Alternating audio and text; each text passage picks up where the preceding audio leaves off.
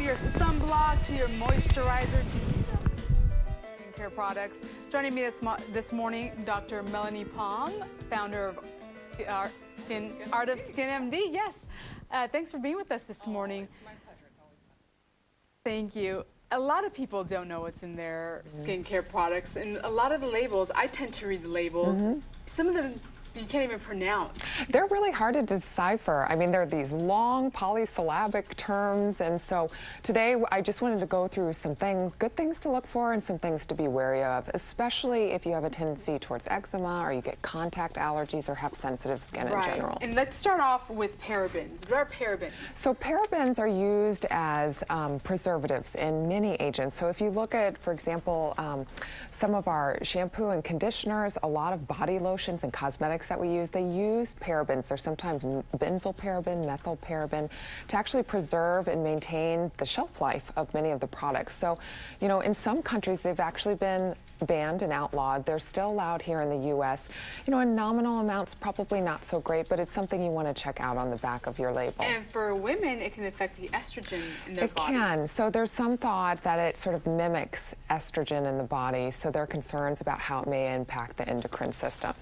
And this one I can't even pronounce. It's phthalates? Yeah, phthalates. So phthalates. I brought actually some different nail polishes, and so two of the three, probably two of the most popular ones, actually contain that.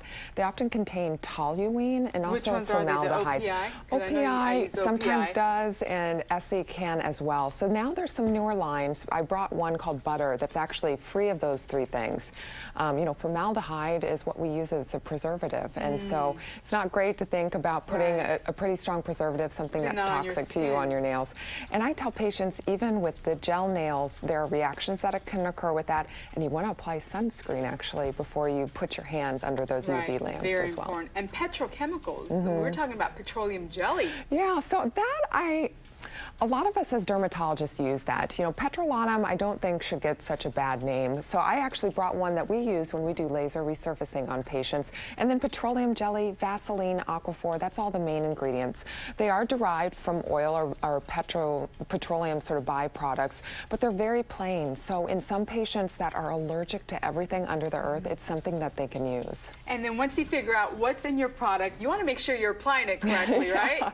So there's some simple steps. When I talk to patients about skincare, I want to start with foundational things using a good gentle wash. So I actually brought a couple of over-counter things. Say Cetaphil and CeraVe make some wonderful things. They contain cetyl alcohol. Those are usually derived from things like palm oil or coconut oil. So they're actually botanical derivatives. Or you can use something like a glycolic wash that's got a little zhuzh to it and can help with collagen growth. And then after that, good sunscreen. And of course, always sunscreen. We were just talking about that in melanoma, which we covered during the month of May. Upwards, you know, Chase was talking about. Do you apply the moisturizer upward motion? So there's a couple of tricks. Yeah, you can. I think it's nice to sort of sculpt the face. And then when you're applying eye cream, you want to use it with your pinkies. So you're using it with the most sort of delicate, in the delicate skin area. You actually want to use just very soft touches. And I tell patients if you're using... You don't want to stretch the skin. You just kind of want to dab. Pat it on. And then if whatever you're using around eye cream wise, I tell patients also use it around the lips. That can be really helpful because it's similar sort of skin. Yes, I'm already seeing the lines there. All right, Dr. Melanie Palm, thank you so much for being with us. Oh, it's a pleasure. Thanks so much. Right.